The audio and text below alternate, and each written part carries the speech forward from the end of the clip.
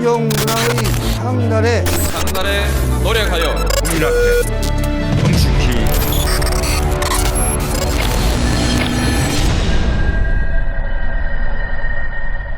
네, 안녕하십니까. 정치비와 그땐 왜 23번째 시간 시작하도록 하겠습니다.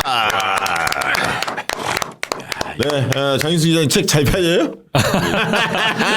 요새 주춤한 것 같아요. 광고하는 거 보니까. 오늘을 기화로 베스트셀러 갑시다. 한번 노려보겠습니다. 95만 부까지만 팔려가지고요. 네. 여러분이 5만 부를 채워주시면 100만 부가 된다는. 그거 안 보여. 이렇게 드려야 돼, 이렇게. 아. 이따 소개해 올리도록 그렇게 하겠습니다. 장인수 기자가 운영하는 저널리스트, 그리고 최강욱 TV, 박시영 TV가 함께하는 협업 방송이 바로 정치비와 그땐 왜 이 코너입니다. 저희 그 멤버십 후원회원들이 있거든요. 가끔 여기 와요. 예. 물어봤어. 어떤 코너가 제일 재밌냐 했더니 그땐 왜? 그 생각이 있는 분들은 다 좋아하시더라고. 그리고 우리가 여러 유튜브 채널이 있지만 이렇게 유명한 채널 3개가 모여가지고 그렇게 얘기하니까 쪽팔려. 함께 송출하는 거는 없어요. 지성과 웃음을 장착한. 지성과 미모라고는 참아 못하는구나. 미모를 못해. 큰일 나, 돌 맞춰. 그 장기자만 가능한. 근데 지난번 말이죠. 예. 최강욱 의원이 부승찬을 이겼어. 외모에서. 미모 투표해가지고. 미모 투표를 했는데 한준호 1등, 최강욱 2등, 부승찬 3등. 난리가 났습니다. 13,000명이 투표했어. 13,000명. 정말 아유, 대단하죠. 그때 집에서 뭐라고 안 하던가요? 몰라요 집에서. 부승찬 의원은 굉장히 상처 많이 받았을 것 같은데. 아유, 그 부두찬 막 중간에 자꾸 끄자고 이거 그만하자고 막 그래서. 왜냐면 딸들도 볼 수 있다. 이런 일이 일어나면 안 된다. 많이 컸어. 예. 그래서 자, 오늘 정치비와 그땐 왜는 또 약간 좀 무거운 주제를 가져왔는데 요즘에 젊은 세대들은 잘 모르는 저도 잘 모릅니다, 사실 이 내용. 예. 장인수 기자도 이름만 들어봤지 어떻게 흘러왔는지는 잘 모르겠다는 거죠. 예, 그러니까 12.12 뭐 이런 거는 좀 아는데 이름만 많이 들어봤고 도대체 그게 어떻게 돼서 어떻게 만들어져서 무슨 일이 있었고 뭐 거기서 뭐 얼마나 희생됐고 이런 디테일한 건 잘 몰라요. 저희보다 한 10년 선배이신 최강욱 의원한테 해야겠다. 그 시절을 생생히 기억하는 제가 이걸 하자고 제안을 드렸고 이유는 뭐냐면 계엄 상황이 있었는데 상대적으로 이제 우리가 빨리 국회가 이걸 끝냈잖아요. 네. 근데 예전에는 국회에서 계엄 해제 의결을 하는 제도 자체가 없었다고요. 그냥 저질러 놓고 이제 쿠데타 세력들이 계속 소위 말해서 정권을 탈취한 다음에 나라를 말아먹기 시작하는데 계엄 상황이 벌어지면 무슨 일이 생기는가 이것이 노상원 수첩이나 이런 걸 통해서 이제 수거 무슨 사살 뭐 이런 것만 보셔서 흔히들 생각하실 때 좀 알려진 정치권 인사들이나 네. 좀 시끄럽게 했던 사람들 위주로 그 끔찍하게 하려고 한 거 아니냐 이렇게 생각하시고 내 일은 아니지만 그러면 안 되지 이렇게 생각하시는 분들이 맞아요. 많아요. 네. 그다음에 특히 이제 중하위직 공무원들은 아니 뭐 장관이 왜 국무회의 가가지고 그걸 막았어야지 저러고 온 거야. 말은 그렇게 해. 그리고 자기하고는 상관없는 일이라고 생각해. 나는 그냥 공무원이니까 난 그냥 있었던 거고 비상소집 한번 갔다가 뭐 가라 그래서 집에 왔는데 뭐 이렇게만 생각하고 계엄 이후에 어떤 일이 벌어지는지에 대한 인식이 너무 없다. 네. 이거를 공직생활을 해보신 분들이 저한테 많은 분들이 조언을 해주시더라고요. 그 당시 어땠는지. 그러니까 공무원들이 이게 남의 일이 아니고 자기 일이라는 거를 자각을 해야 된다. 그렇지 않는 한 지금 최상목이가 사실상 내란 수괴 대행을 하고 있는 거잖아요. 그렇죠. 예. 그거에 끌려다닐 수밖에 없다. 공무원들이 계엄령 하에서 무슨 일을 당하게 되는지에 대한 인식이 너무 없다. 사실은 그럴 법도 해요. 이게 40년도 넘게 전에 있었던 일이라서 네. 알지 못하시는 게 당연하고 예. 저처럼 좀 연식이 된 사람들이나 알고 머리가 나쁜 박시영은 연식이 됐는데도 모른다고 막 이러는 건데 아니 10년 선배님 왜 그러십니까? 10년 선배한테 이렇게 막 나가게 구는 경우도 쉽지 않은데 자 그리고 또 하나가 최상목 쪽지에 비상 입법기구 이게 네. 나오지 않습니까? 맞습니다. 그거에 대해서 굉장히 주목을 하면서 재판에서는 그게 이제 이루어지고 있는데 사실상 그게 뭘 하는 건지 국회의 기능을 마비시키겠다는 건 알겠는데 그러면 그건 뭔지 이거에 대해서는 또 뚜렷이 안 잡히시는 것 같더라고요. 맞아요. 그래서 예. 세상에 새로운 것은 없다. 노상원이가 김용현이가 앉아가지고 윤석열이가 베낀 문건이 네. 박근혜 때 만들었던 계엄 시행 문건 그다음에 전두환이가 실제로 시행했던 계엄령 이걸 참고로 해서 한 거 아닙니까? 네. 그러니까 그때 벌어졌던 일들을 좀 말씀을 드리면 우리가 어떤 일을 당할 뻔했고 왜 이 내란 세력들은 반드시 대한민국의 헌정 질서 안에서 퇴출시켜야 해야 하는지 이거를 좀 말씀드리고 싶었고요. 근데 그 전에 최강욱 의원님 왜 그 주요 명단에 이름이 빠졌었나요? 아, 저는 이제 되게 착한 사람이잖아요. 우리는 또 이제 항상 공언했잖아. 네. 내가 최은순한테 상황 바뀌면 네. 가가지고 사업하자고 할 거다. 그런 걸 좀 염두에 둔 게 아니었을까. 나는 그거 보면서 이명수 기자가 이름에 안 들어있다는 맞아. 거. 그거 이명수도 충격적이었어 없어. 정말. 장인수도 없어. 진짜 이쁨 받았나 봐. 힘 좋아 보이는 남자 좋아한다니까요. 딱 봐도 힘 좋아 보이잖아 이명수 기자. 네? 좋아했어요 진짜. 야, 아니, 이명수 기자의 전언에 따르면 네. 나는 필이 왔다. 이거는 플러팅이다. 만났을 때, 야 이거는 필이 왔는데 내가 이제 발전시키지 않았다 이렇게 얘기를 하죠. 야, 예. 참 대단하십니다 이명수 기자. 예. 특이하게 삐를 받네.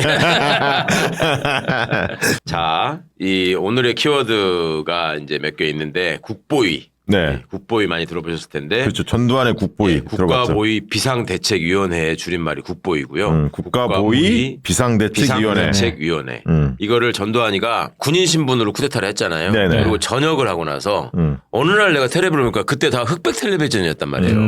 근데 뻐꺼가 무슨 말인지 알아요? 몰라요? 그거 뭐요? 뻐꺼를 몰라? 뻐까 무슨 이거 벗어졌다고 유튜브인데. 뻐꺼라고 부르는데 진짜 우리가 전두환을 뻐꺼라고 불렀거든. 아 진짜 순창촌 놈 아이가. 야, 순창이라니.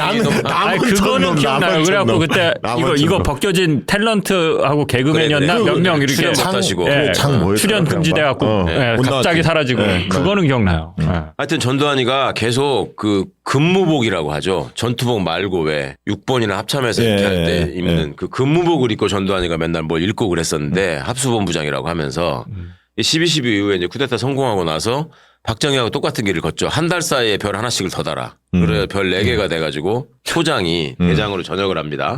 지가 셀프 진급을 해가지고. 그러니까 그러고 나서 이제 어느 날 보니까 양복을 입고 나와가지고 편판식을 해요. 근데 그게 국가보위 비상대책위원회였고. 그거는 본 기억이다. 이렇게 횡파시 지가 국보위 상임위원장이야. 응? 그리고 국보위 상임위원회가 만들어지고요. 국보위 입법회의가 만들어집니다. 두 가지가 만들어지는데, 예, 저기 이제 현판식 하는 장면이죠. 저 앞에 전두환이랑 지금 악수하는 사람이 누군지 아십니까? 누구예요? 저 사람이 박충훈이라는 사람인데, 예. 국무총리. 아 그 당시에 최규하 전임이구나. 최규하를 몰아내고 국무총리. 최규하를 몰아내고 다음 최규하는 식물 대통령으로 있는 상태에서 네. 국무총리가 와가지고 전두환한테 조아리면서 저 인사를 하는 거죠. 현판식 하는데. 진짜 존재가 없는 국무총리다. 이름을 처음 들어본다. 박충훈. 그러니까 그때는 유명한 사람이었어. 그래요? 아니 모든 걸 전두환이 다 했으니까. 그럼요. 아무 의미 없는 네. 총리로 있었던 건데 지금 최상목은 존재감 쩌는 거야. 그러니까. 그러니까. 부총리가 저러고 있는 건. 그래서 저 국보위 비상대책위원회에다가 행정기능, 그러니까 내각의 기능을 하는 부서들을 두고요. 네. 그다음에 입법기구, 국회를 대체하는 기구를 두는 거예요. 국보위 그래가지고, 안에 예. 입법기구까지. 자, 국보위는 80년 5월 31일 날 설치가 되는데요. 이게 이제 실질적인 정부 운용을 하고 정치사회 전반을 통제를 합니다. 그러면서 주요 활동이라고 지들이 내세웠던 게 뭐냐면 정치 행정 부문을 개혁하겠다. 그래가지고 딱 발표를 해. 정치인의 대대적인 숙청, 그다음에 공직자의 정리. 이게 이제 소위 말하면 정치활동 금지 정치인을 지정합니다. 그래가지고 이제 김종필 재산 다 뺐고 네. 뭐 DJ YS야 당연하고 연금시키고 과거에 신민당 국회의원들 네, 네. 이런 분들이 전부 다 정치활동 금지시키죠. 그러니까 지금 생각해 보면 진짜 황당한 일이에요. 이거는 멀쩡하게 있는 사람을 집에서 못 나오게 하고 정치를 못하게 하고 이걸 그냥 숙청이라는 표현을 쓰네. 이걸 포고령을 하는 거야. 야. 그다음에 공직자를 정리한다고 했잖아요. 네, 이게 네. 이제 나중에 이거는 숙정이라는 이름으로 나오는데 숙정. 숙청이 아니고 숙청은 깨끗이 쓸어버린다는 거고 네. 숙정은 정화한다. 바로잡는다. 바로잡는다. 이런 의미예요. 그래서 공직자들 중에 민주주의에 대해서 생각이 있고 여기 개길 것 같은 사람들을 다 속아냅니다. 그래서 전부 다 해직시켜요. 우리가 이제 전두환 때 언론인 해직 이런 것만 이제 그렇죠. 기억을 동아일보 하고 막 이런 등등은 다 그건 기억나고. 아시잖아. 언론 통폐합, 언론인 해직 이런 얘기를 많이 들어봤잖아요. 그분들은 지금도 모여서 이렇게 활동하시고 네. 그러잖아. 네. 공무원들이 다 잘렸다는 건 몰라요 그때. 그러니까 저 그러네. 몰랐어요. 이게, 네. 그걸 몰라요. 그래서 공무원들이 지금 공무원들도 계엄이 뭐 군인하고 저 미친 대통령하고 한 일이 나오고 뭔 상관이야 이런 생각을 하는 거야. 그래서 예전에 공직에 계셨던 분들이 이걸 공무원들이 알아야 된다. 야, 그러면 지금은 공무원 노조 핵심적으로 활동한 사람 다 다 그럼 공무원 노조. 다 후행이네. 수거 대상이지. 수거 대상이네. 네, 그거에다가 이때 이제 주로 호남 사람 중심으로 호남 싹 사람 다 자르고 그랬겠지. 그다음에 친척이나 뭐 이런 사람들 중에 신민당 의원이 있었거나 이런 사람들 다 날리는 예, 거예요. 예. 그다음에 지들이 옛날에 군인으로 있을 때 뭐 행정기관으로 협조해야 될 거 있잖아요. 훈련하고 이럴 때 네. 그때 좀 불편하게 이렇게 개겼던 이게 그러니까 높은 사람들만 자르는 게 아니라 구급 공무원까지 하위직 공무원 다 자차 잘랐다니까. 그러니까 이때는 이거를 이제 명단 선별하는 거를 당시 보안사가 하는 거예요. 그래가지고 보안사 하사가 군청 담당이야. 그러면은 그 군청 가가지고 보안사 하사가 군수 따귀를 때리면서 명단 내라. 이게 각 지부별로 보안사가. 다 있으니까 보안사가. 그렇지. 그러니까 지역별로 이제 보안 네. 부대가 있으니까 예. 걔네들이 이제 도, 시, 군 단위까지 다 이걸 해야 되니까 군 단위에는 하사가 가는 거예요. 그 유명한 일화들이 많아. 하사가 딱 가가지고 군수 딱 따귀 때려가지고 쫓아내고. 그러니까 진짜 군정이지 뭐. 이게. 군수 자리에 앉아가지고 지가 책상에다 발 딱 올려놓고. 우리 영화에서 많이 보던 장면이야. 그렇지. 하사는 어린애잖아 진짜. 그러던 시절이었다니까요 이게. 그때 그래 공무원들 중에 그런 것도 있었대. 민원인이 뭐 민원 이렇게 갖고 오잖아. 계기잖아. 2단 옆차기로 공무원이 막 때리고 이랬대. 그러니까 그러니까 이런 이제 그렇게 돼서 공무원들이 이제 완전히 군인의 어떤 시중을 드는 이런 일이 이제 생기는 겁니다. 그리고 사회정화 운동이라는 거를 또 그때 선포를 해가 사회정화 운동은 좀 들어보셨을 것 이거는 같은데. 느낌이 확 오네. 그래서 이제 삼성교육 때? 아니요. 삼척교육대가 대표적인 거죠. 네. 그래서 이제 불량배를 정리한다. 뭐 유흥업소를 단속한다. 뭐 이런 건데 술은 지네가 모여서 제일 많이 먹으면서 서민들 가는 술집은 또 단속해가지고 문 닫게 하고.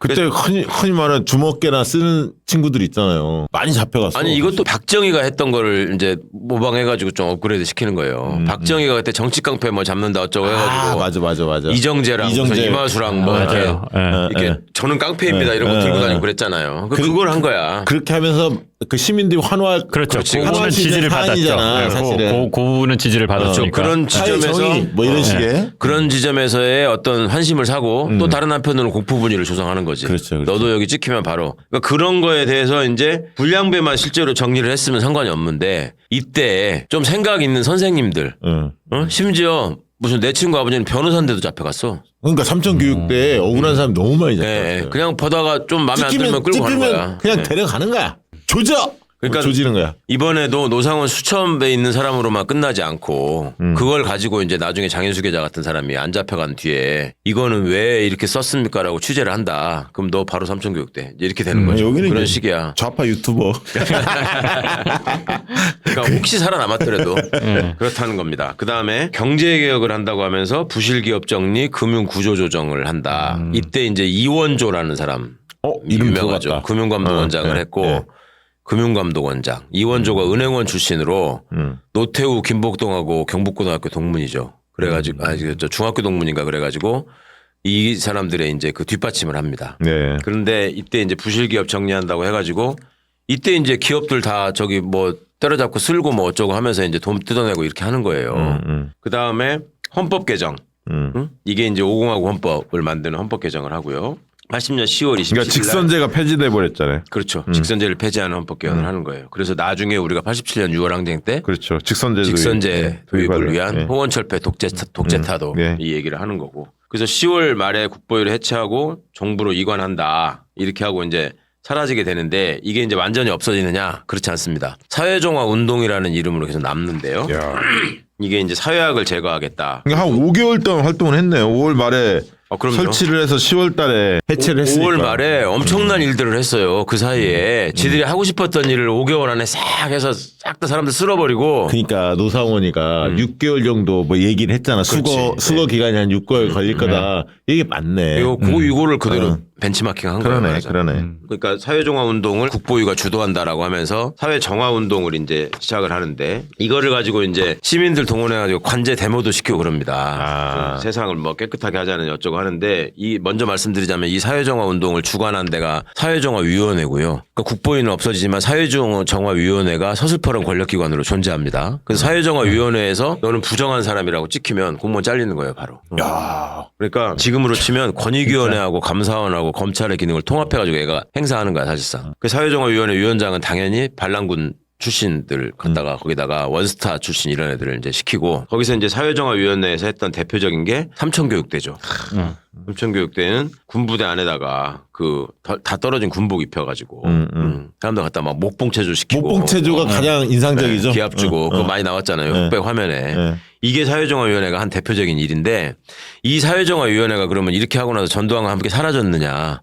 이게 지금도 있어요. 지금도. 이게 나는 충격적이다. 사람들이 몰라. 이게 지금도 있어. 삼천교육대가? 아니 사회정화위원회가. 위원회가. 사회정화위원회가 이름만 바꿔가지고 지금도 존재하는데 그게 바르게 살기 운동협의회입니다. 바르게 살기. 거기 관변단체 정부에서 돈 주는 데 아니에요? 그러니까 뭐 그렇겠죠. 자유총연맹의 전신은 반공연맹이잖아요. 네. 그것도 그대로 살아남아 있듯이 이것도 독재 뿌리들이 잔재들이 그대로 남아 있는 거예요. 그러니까 새마을 지도자들 그대로 있듯이 이것도 그대로 있는 거야. 이건 전두환의 잔재야. 바르게 살기 운동협의회. 정리해야 하는데. 사실. 그러게요. 그러면서 바르게 살기 운동협의회가 지금 민간인들이 저기에서 하잖아요. 그렇잖아요. 민간인들 하죠. 구성원들이.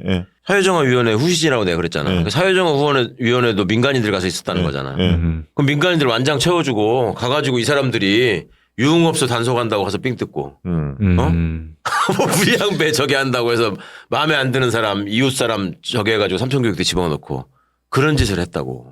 그러니까 이게 시민들을 이제 통제하는 이게 수단이 되는 거죠. 이 쿠데타를 정당화하고 개기지 못하게 하기 위해서 이렇게 합니다. 그러니까 계엄이라고 하는 것이 지네들만의 권력 그 영역에서 벌어지는 일이 아니다. 이게 실제로 시민들의 일상생활에 이게 영향을 미친다. 야, 유흥업소는 정권하고 결탁되지 않으면 살아남을 수가 없었겠네. 그러니까 이제 당시에는. 퇴폐업소 단속이라고 하면서 대대적으로 정리한다고 어쩌고 하면서 이제 여기서 이제 또 비리가 많이 생길 수밖에 없잖아요. 그 다음에 여기서 이제 언론 통폐합. 을 이제 또 하게 되는 거죠. 그러면서 신문방송을 정리하고 이모 기자나 우리 장모 기자 같은 반정부적 성향의 언론인들을 숙청하고 신문사, 방송사 옛날 폐가시키고 같으면 나 이순자하고 친해 이렇게 했을 거 아니야. 아니, 그러니까 아까 말씀하셨는데 이때도 그 다 사전 검열했잖아요. 이거 찍찍 굽고 막 빈칸으로 나가고 그랬잖아요. 근데 중위가 와서 다 이거 했다는 거 아니에요? 그럼요. 신문사가. 예. 중위가 와서. 중위가 중사 하나 데리고 와가지고 기사 날아가는 중위는 거고. 사장 담당, 중사는 주필 담당 해가지고 옆에다가 딱 끌어서 이게 목덜미 잡고 빨리 해. 아니 중이면 옛날 같으면 아니, 지금도 마찬가지. 소대장이 중이잖아. 아니 그거 육사 나오면 몇 년 있다 바로 2, 3년 있다 중이다로 그러니까. 소위부터 시작하면 새파랗게 젊은 놈이 아니, 와서 소위 달고 하는 거야. 1년 있으면 중요해요. 무슨 2, 3년이야. 새파랗게 생각해봐. 젊은 놈이. 22살, 3살짜리들이 가가지고 하사가 22살짜리가 그때는 다 임명직 군수 아니에요. 그러면 50대 군수 뺨 때리면서 명단 가져와 야, 막 이렇게 했다니까. 그러니까 이 군인들 입장에서는 얼마나 그 시절이 그립겠습니까. 그다음에 또 불량 청소년을 단속한다고 해가지고 고등학생들까지 다 잡아갔어요. 그래서 나는 실제로 우리 반 애들이었던 애들이 여기 잡혀가고 그거 갔다 왔다 이런 소리를 들었단 말이에요. 저도 들었어. 그래갖고 궁금해서 갑자기 안 보이는 애들이 있거든. 그 학교에서 주먹 좀 쓴다는 애들 있잖아요. 뭐 서클 같은 거, 불량 서클 흔히 이야기하는 그런 거 가입됐던 친구들 중에 몇 개월 안 보여. 그래. 이런 데 갔다 온 거야. 그리고 애들이 막 진짜 피폐해져 가지고 와요. 하면은. 자, 이제 그리고 이제 아까 말씀드린 공무원 숙청, 네, 숙청에 대해서 말씀드리기에 앞서서 우리 박시영 대표가 간절하게 원하는 광고 하나 하고. 광고를.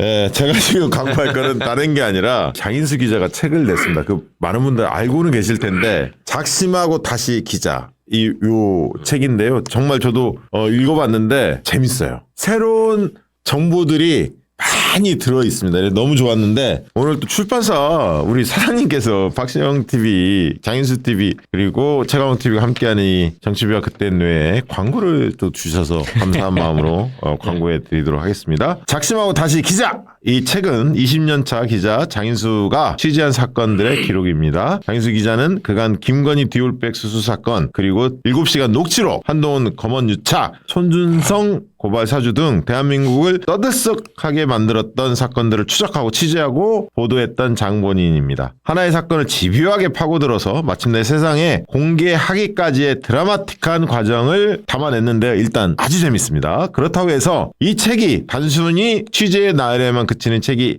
아닙니다.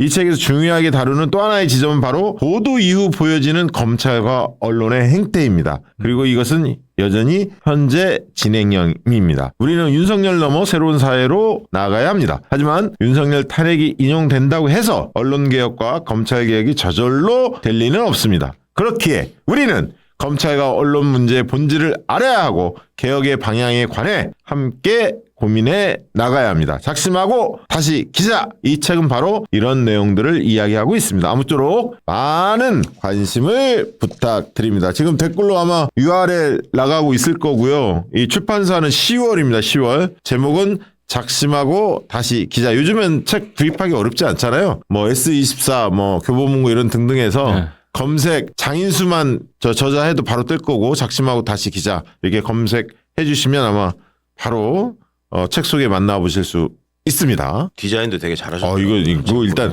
나는 이 사진 그려져 있고 사진 죽여 이거. 사진이 어떻게 이런 사진 나올 내일 수가 모레 있어. 핵전쟁하러 가는 대통령 같이.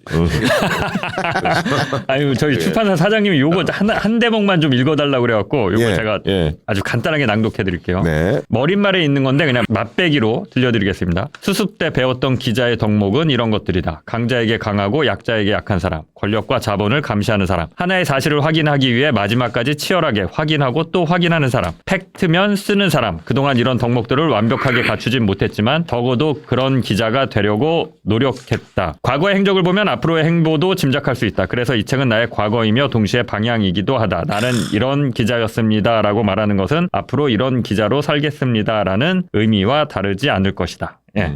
뭐 요런 네. 머릿말인데 우리 저 그때는 자주 시청하시는 분들께 부탁 말씀드립니다. 이렇게 출판사가 광고하기 쉽지 않은데 원래 이제 책은 꼭 읽기보다는 소장의 가치가 있는 거니까 주변에 또 선물 주는 의미도 있으니까 한 10권씩 여유 되신 분은 5권 10권씩 해서 100명 200명 이렇게 또 많은 분들이 동참해 주시고 워낙 내용이 좋거든요. 그래야 또 출판사도 신이 나서. 저는 장현수 기자가 MBC에다가 그만두겠다고 여러 번 얘기하고 사표도 2번인가 3번 냈다가 나왔잖아 지금. 막 설득해가지고. 아니에요. 그렇지는 않았어요. 안 그랬어요? 예, 예. 누가 버뜨린가 누가 내가 버뜨린가. 사장한테 얘기 들었거든. 장현수가 자꾸 나간다고 그래서 자기가 설득하고 있다. 나가지 말라고. 아, 예. 뭐 그런데 그 관점의 차이? 저는 뭐 사모님이 아주 빵빵한 직업이 있어가지고 먹고 사는데 지장이 없으니까 그렇게 배짱 내밀고 툭 하면 나간다고 하는 줄 알았어요. 그랬더니 그게 아니더라고. 아니 지난번에 물어보니까 진짜 작심하고 나온 기자야. MBC 받은 거 예. 퇴직금인가요 그거? 예, 잘 있습니다. 예. 그거를 조금씩 까먹고 있다는 얘기를 들었습니다.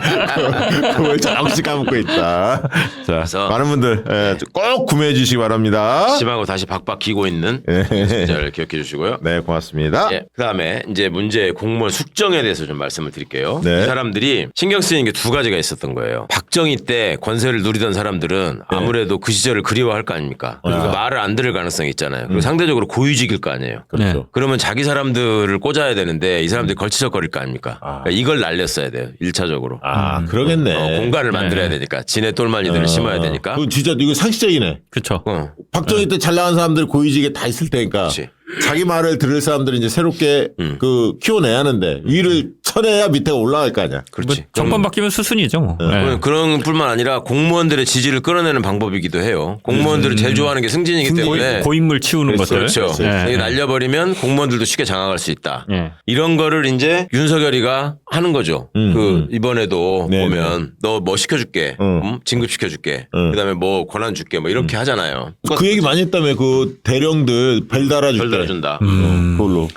그러니까 이러면서 이제 부패한 공무원들을 정리하는 거다라고 하면은 국민들이 볼 때 이때만 해도 관이 우위에 있는 사회라 맨날 이렇게 뭐 받아먹고 이럴 때 아니에요. 네네. 그러니까 그런 거에 대한 반감이 있으니까 또 민심에 또 어필하는 기능도 있고 이런 식으로 이제 쓰는 거죠. 그러면서 지 새끼들 자리 만들어주고 말 안 들을 것 같은 사람들 잘라내고 그다음에 주로 호남 사람들을 숙청한 이유가 광주항쟁에 대한 그 피비린내가 있을 뿐만 아니라 호남 사람들이 내용을 다 알게 되면 언제 들고 일어날지 모른다. 이런 점들 때문에 굉장히 많은 사람들이 공직에서 쫓겨납니다. 지금 깜짝 놀란 게 80년 6월부터 5급 이상 공무원들 약 8,600명이 강제 해직 당했다고 합니다. 8,600명. 생각해 보십시오. 야, 5급 5급 이상이면 사무관이니까 와. 높은 직급이잖아요.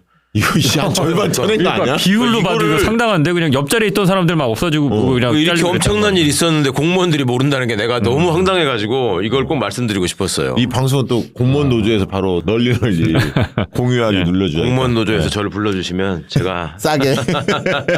그러니까 이런 황당한 끔찍한 일들이 벌어지는데 그러니까 전교조 선생님들만 하더라도 그때만 해도 민주화가 어느 정도 진행된 이후에 전교조 사태가 89년부터 생기잖아요. 네. 그렇죠. 89년이. 그러니까 이거를 연대에서 도와주는 세력도 있었고 전교조 해직교사에 대해서는 우리가 선명하게 기억하잖아요. 이분은 참교육. 전교조. 고초를 또 오랫동안 겪으신 것도 알고 때마다 해직교사 복직 문제가 이슈가 그쵸, 되고 맞아요. 했었잖아요. 네. 근데 이거는 이 사람들을 이렇게 해서 잘라버리고 그것도 부패 공무원에 딱지를 붙여가지고 삼초교육대 보내가지고 목봉체조 시키는 거야. 완전히 무슨 어디 가서 말도 못하는 거예요. 그러니까 지금도 이게 사람들의 기억에 안 남아 있는 거야.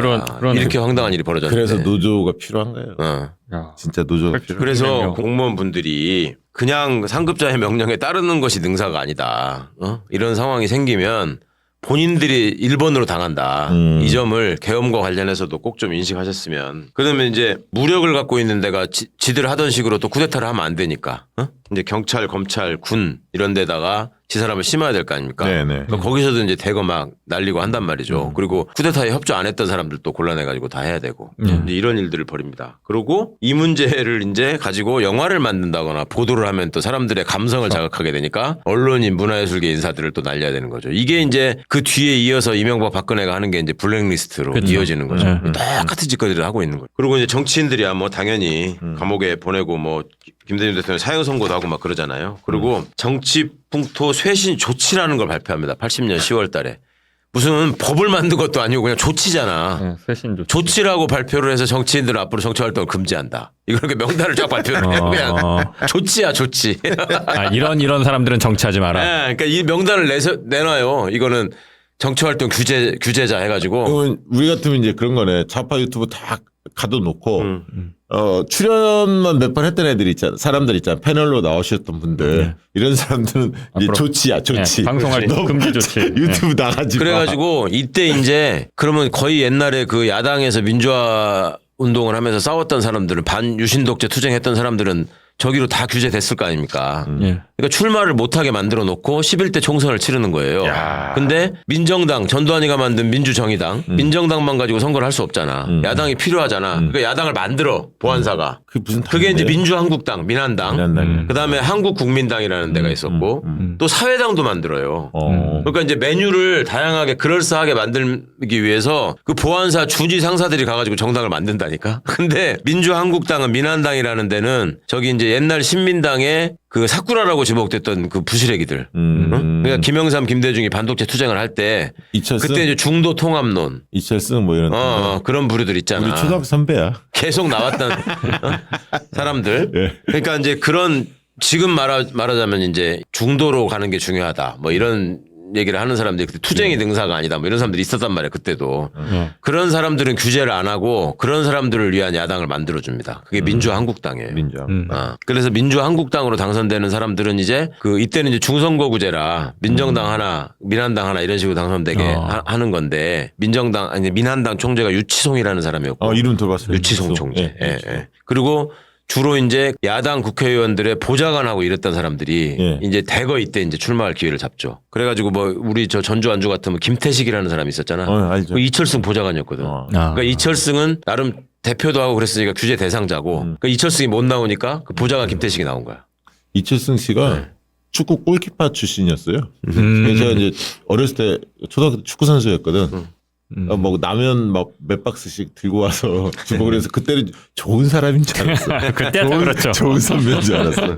먹을 거 사주면 좋은 사람이죠. 자, 그때. 그래서 이렇게 하니까 이제 정적을 제거하고 확실하게 독재 체제를 구축하게 되는 거죠. 사회정화위원회를 통해서. 그러면 당연히 뭐 인권유린이야 뭐 말할 것도 없고 그다음에 정치적 자유, 표현의 자유 이걸 이제 완전히 위축시키는 거고 반대 세력이 없는 거잖아요. 네. 그다음에 야당까지 만들어 버렸으니까. 그리고 이제 참 아까 한국국민당이라는 게 있었는데 그거는 이제 공화당 찌끄러기들.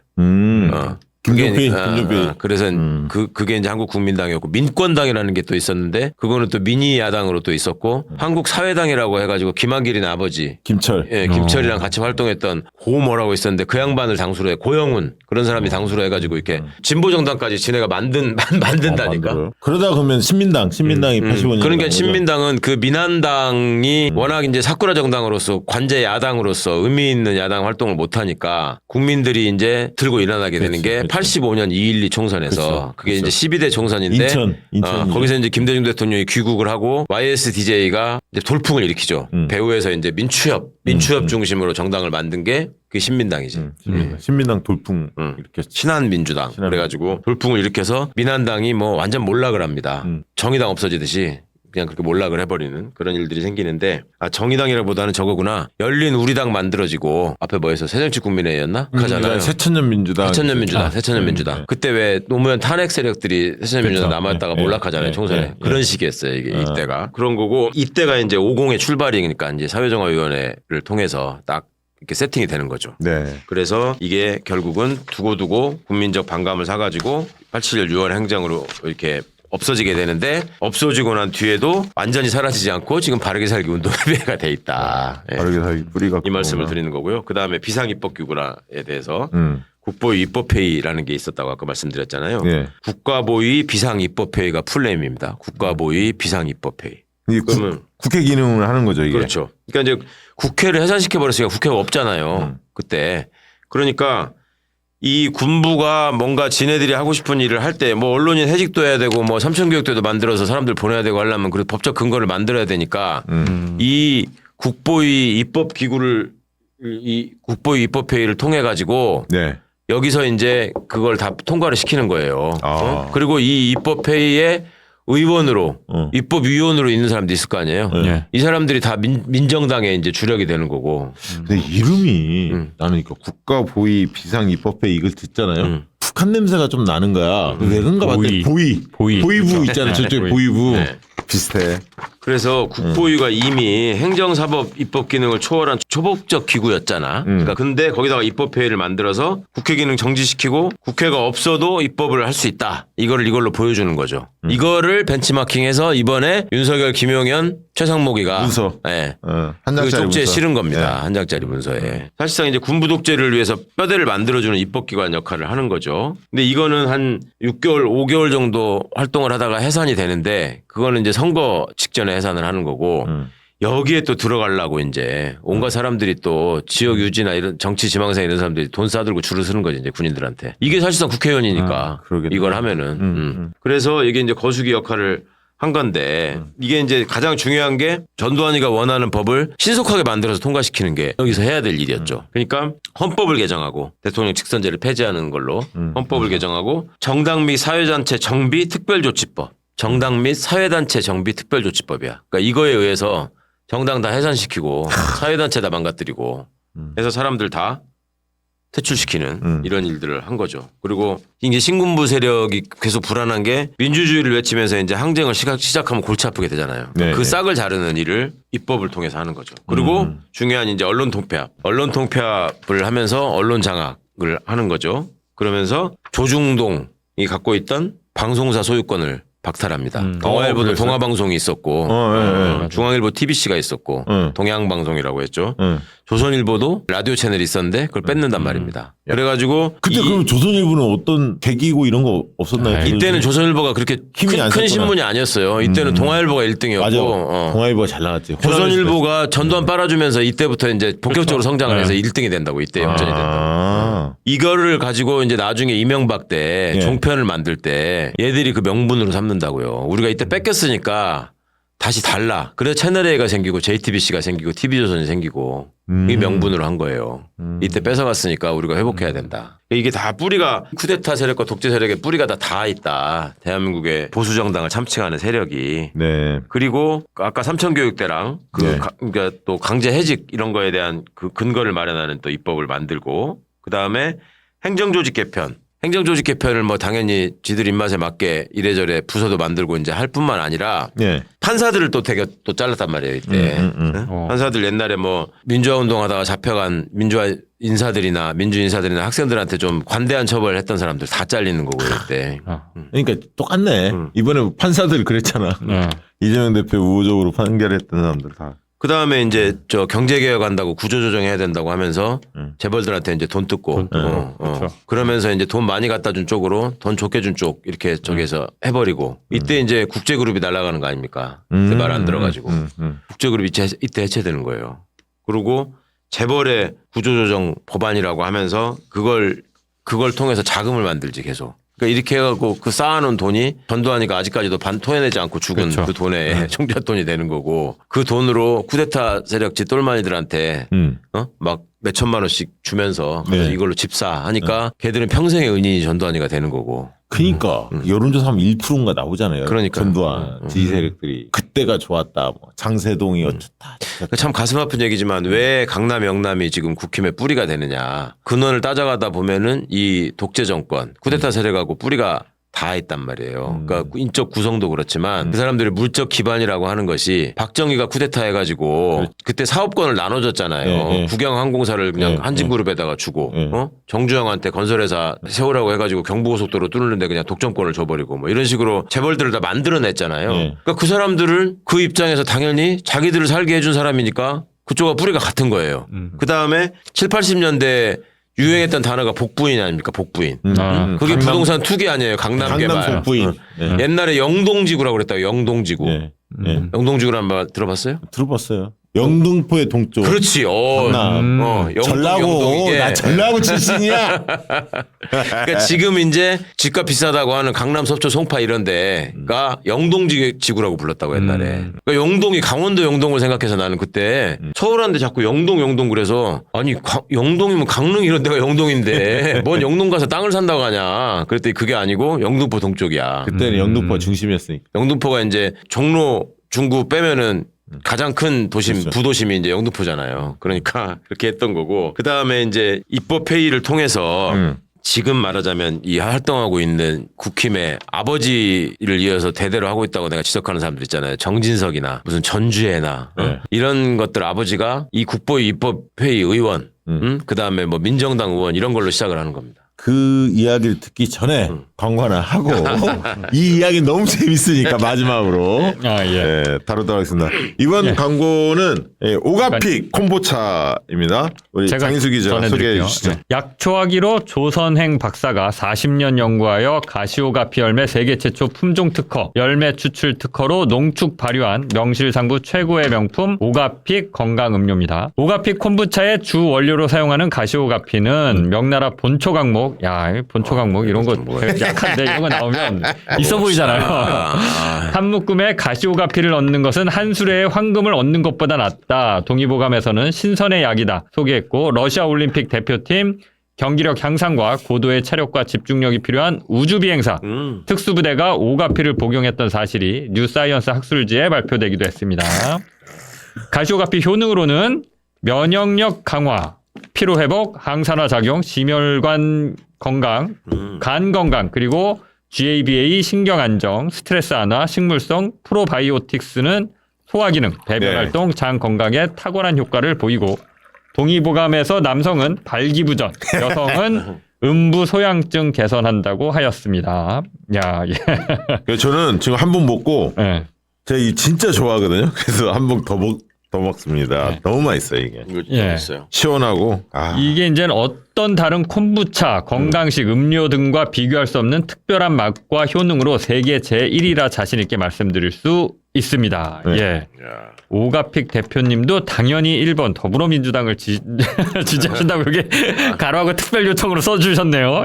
제가 아는 분인데 더민주혁신회의 이재명 대표 적극적으로 지지하는 조직이잖아요. 거기 적극적으로 활동하고 계시고 또 박시영 TV에 슈퍼챗도 아주 많이 보내준 열혈 당원 맞습니다. 인증합니다. 오가픽의 모든 원료는 국내산으로 농약, 방부제, 화학첨가제는 일체 사용하지 않으며 냉동 차량, 냉동 물류 보관으로 최상의 맛과 효능의 품질을 유지합니다. 원가 상승에도 불구하고 최상의 품질을 유지하고 있다고 또 강조해 주셨고요. 음용 방법으로 아침 공복 따뜻한 물 한 잔 섭취 후 1포, 오후 또는 회식 전후 1포 섭취를 추천한다고 하고요. 그러니까 하루에 2번 먹으면 되는 거네요. 네네네. 오전에 한 번, 이제 뭐 저녁 때나 이렇게 한 번. 건강한 습관, 작은 변화부터 오가픽의 놀라운 효능을 경험해 보세요. 배송 메시지에 채널명을 남기시는 분들께 24팩 플러스 3팩, 플러스 네. 3팩, 네. 48팩 플러스 6팩, 3팩 6팩을 추가 증정해 드리고 있다고 합니다. 최상의 맛과 효능을 유지하기 위해 제품을 수령하신 후 반드시 냉장, 냉동 보관해 달라고 하고요. 구매 방법은 유튜브 더보기 구매 링크, 네이버 쇼핑에서 오가픽 검색해 주시면 됩니다. 남자분들이 먼저 좀 많이 찾으시면 좋아. 네. 제가 볼 때는 이게 딱 이거 한번 드셔보세요. 지난번에 그 감기가 있어서 맛을 제대로 못 보셨는데 한번 아직도 사실 감기가 완벽하게 떨어지진 않았는데 그런 분들이 드셔야 돼. 이 시원하다고. 면역력 약한 분들. 1차적으로 면역력 강화에 도움되고요. 피로 회복. 저는 피로 회복에 굉장히 좋은 것 같아요. 스트레스가 많이 풀리고 굉장히 느낌이 좋지 않습니까? 네, 딱 보고. 맛있어요. 맛있어. 일단 맛있어. 맛있어. 맛있고 왠지 건강해지는 맛있어. 느낌이야. 계속 땡겨. 이거 저기 한포 먹으면. 편의점 같은 데서 팔았으면 좋겠다 싶은 진짜로 얘기. 한 포 먹으면 계속 땡겨 이게. 네. 간 건강에도 좋고 술 좋아하시는 분들도 반드시 드시면 아 그리고 좋습니다. 왜 냉장에서 먹으라고 하는지 알겠네요. 이게 이게 시원해. 시원한 음료 그 청량감 주는 느낌이 있네요. 이미 네, 네. 있어요. 제가 볼 때 이거 대박 날 가능성이 있습니다. 오가피 콤보차 많은 분들 한번 주문해서 직접 한번 맛을 보시면 아 이거구나 바로 느끼실 수 있을 것 같습니다. 자 많이 찾아주시면 고맙겠고요. 자 국보위 입법회의 특징과 문제점 좀 다뤄주시기 바랍니다. 그 전에 아까 말씀드린 이제 이 상급기관이 국가보위 비상대책위원회잖아요. 네. 거기 상임위원들이 있었다 그랬잖아요. 제가 예. 그 사람들 이름을 한번 불러드릴게요. 예. 위원장이 예. 전두환이가 아니었어요. 박정희도 쿠데타를 하고 나서 네. 저 혁명 기구를 세우잖아요. 네. 그때 장도영이를 그렇죠. 맞아요. 자기 하나 상관. 육군 참모총장 장도영을 위원장으로 한단 말이야. 네. 그리고 좀 이따가 반혁명 세력으로 몰아가지고 날려버리지. 그렇죠. 날리고 자기가. 전두환이도 똑같이 벤치마킹을 합니다. 그래서 위원장은 당시 계엄사령관으로 있었던 이희성 육군 참모총장. 아 이성은 들어봤다. 이희성이가 청문회 때 나와가지고 그래, 5.18 관련된 5.18 인간이야. 관련해서 있을 때 예. 이렇게 눈 깜빡깜빡하면서 바보짓 했던 예. 그 이희성이가 위원장이었고요. 예. 전두환이는 상임위원장이야. 그러니까 그런 식으로 해서 자기가 이제 실질적으로 이걸 다 행사하고 상임위원들이 있단 말이죠. 예. 여기가 이제 하나회들이죠. 노태우, 정호용, 차규헌. 차기원은 모르겠다. 차규헌이가 감사원장을 하고 지금 예. 박정훈이 장인이 차규헌일걸? 박정훈 의원. 의원 장인이. 송판가 어디 쪽에. 그다음에 송성부라고 있었고 그다음에 허삼수, 허삼수는 알죠. 허화평, 허화평까지는 알지. 장세동. 장세동 이게 다 국보위 위원 출신이란 말이에요. 걔네가 다 헤쳐먹었지. 이 상임위원들이 얘들이 사실상 장관인 거지. 그래서 이제 여기서 다 모든 거를 하고 지시를 하면 이제 입법회의가 이거를 통과시키는 거예요. 근데 5개월 정도 있었잖아. 예. 근데 그동안에 통과시킨 법률이요. 189개. 그러니까 이게 예. 뭐 법률을 시위를 했겠어? 그냥 자동 통과지. 5개월 동안 189개. 그리고 다른 무슨 결의안 뭐 이런 거까지 하면은 219개가 된다는데 이게 이제 이렇게 해놓고 그 거수기들 데려다 놓고 하니까 찝찝했을 거 아니야. 근데 예. 이때도 국회 비슷한 형식을 만들어 상임위원회가 다 있었어요. 상임위원회가 뭐뭐 있었냐면 운영위가 있고 예. 법사위가 있고 외교국방위가 있고 내무위 지금 행안위지. 그다음에 경제 제1위원회, 경제 제2위원회, 그다음에 문교 공보위원회 이렇게 있었어요. 운영위원회 위원장이 이기백이라고 이게 또 군인이야 합참의장 출신. 네. 이게 이제 이기백이가 운영위원장이고 법사위원장은 정희택이라고 검사 출신이고 외교국방위원장 이원경이라고 이건 외교관 출신. 그다음에 내무위원장 장승태, 경제 제1위원장 박태준. 박태준? 호철 박태준. 박태준도 군인 출신이잖아. 예, 그러니까 군 이때 이제 출신인 줄 알았는데. 그다음에 경제 제2위원회는 고재청.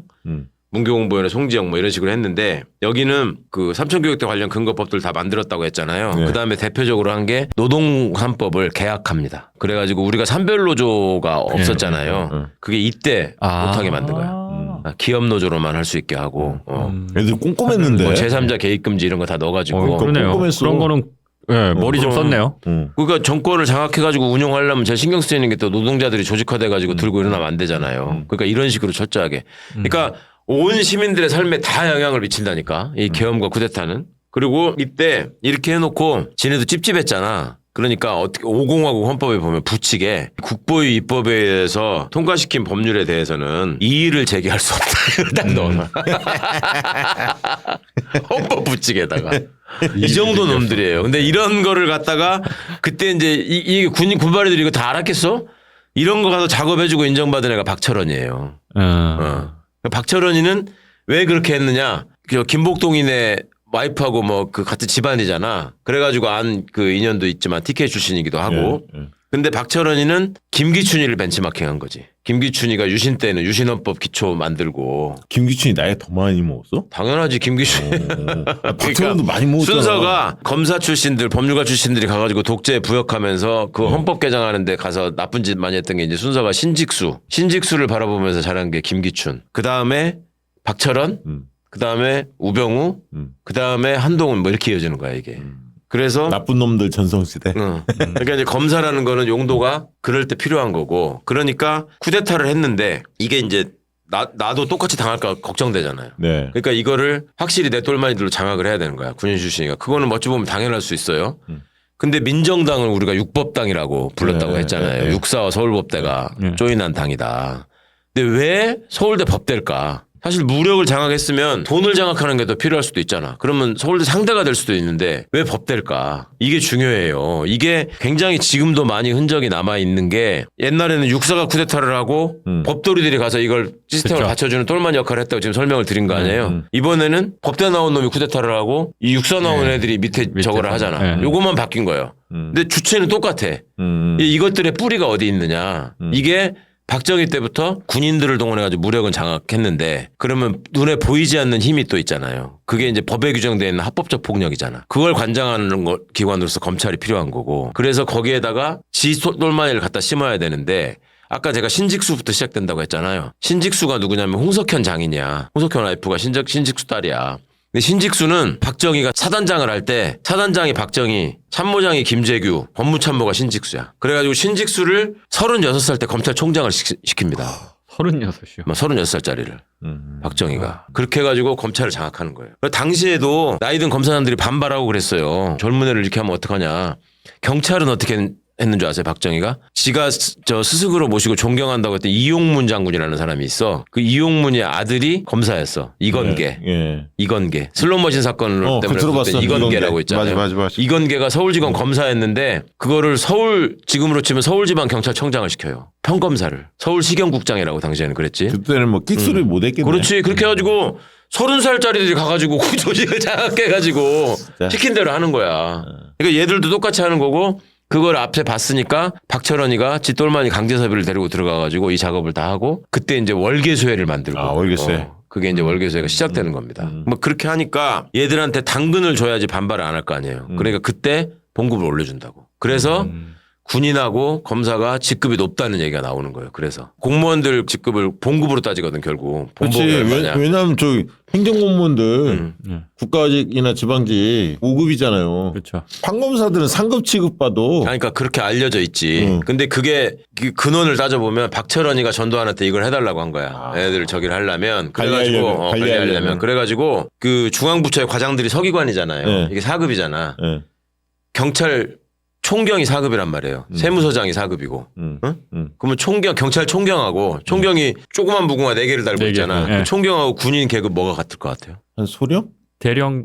모양상으로는 대령이 돼야지 같을 것 같지 않아? 이게 다 차야 되니까. 그렇죠. 이거 넘어가면 경무관부터는 이제 큰 무궁화로 별이 되잖아. 그리고 실제로 국방부의 과장들이 대령이란 말이에요. 근데 봉급으로 치면 소령하고 같아, 총경이, 직급이. 그리고 검사들을, 그러니까 두 칸을 올려준 거잖아요. 그러니까 총경을 소령하고 맞춰버리니까 검사도 5급을 3급으로 쳐준다 이런 식으로 하는 거야. 내 친구 대령으로 이게 시작이었다고. 많이 받았겠네. 돈 많이 받지. 그러니까 국방부는 중앙행정부처인데 검찰청은 법무부의 외청이잖아요. 근데 법무부의 주요 간부를 이 하급기관에 있는 청의 검사들이 와서 다 장악하고 있잖아. 그렇죠. 군도 국방부 산하기관이잖아. 근데 여기서 국방부를 장악하고 있잖아요. 이게 두 군데만 그래. 국방부하고 법무부만. 생각을 해보세요. 기상청 간부들이 가서 환경청 환경부 장악하겠어? 소방청 간부들이 행안부 장악하겠어? 말도 안 되는 소리 아니에요. 근데 여기만 이렇게 한다고. 청중에 그렇게 힘이 세다. 그러니까 이럴 때 이 독재를 떠받치는 기구로서의 이게 필요하니까 청이 불을 먹는 식으로 했단 말이에요. 문민 통제를 벗어나서 직할을 하는 거지. 예. 그렇게 하면서 당근으로 직급을 높여주는 식으로 던져주고 그러니까 이것들이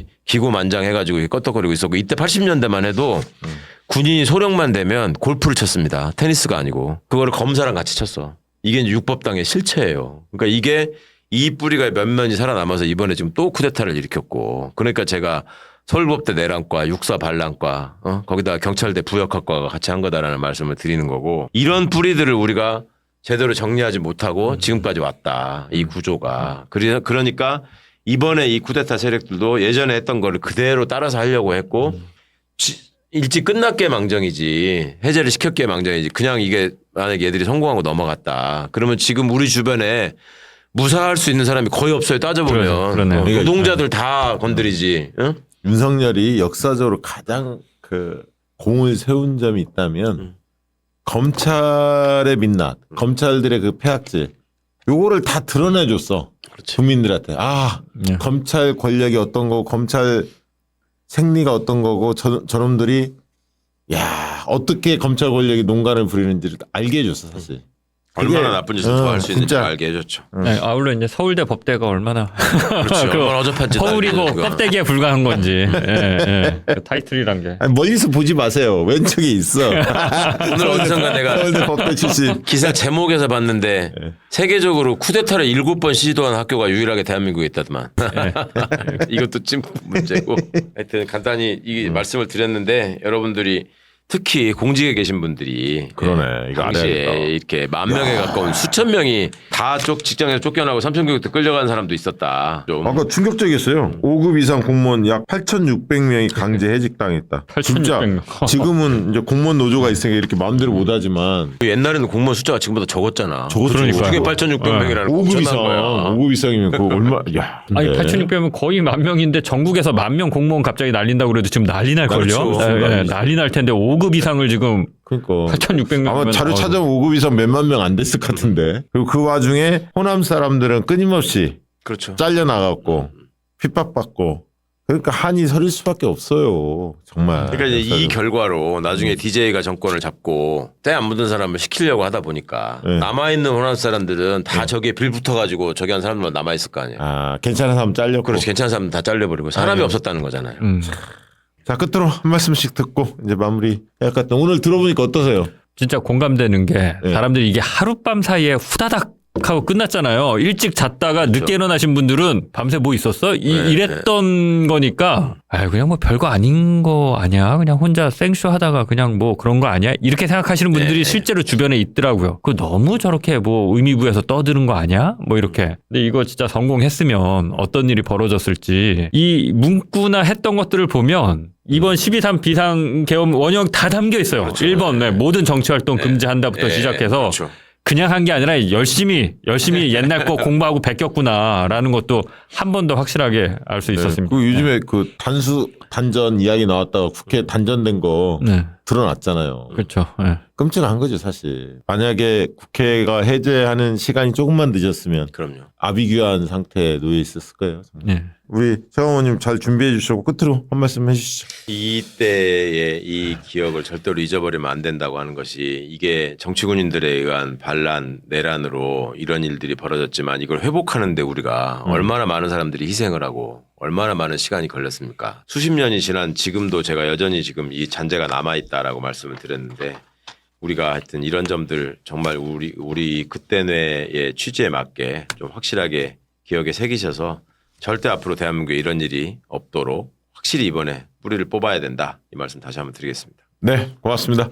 오늘 정치비와 그땐 왜는 이것으로 마치도록 하겠습니다. 고맙습니다. 고맙습니다. 감사합니다.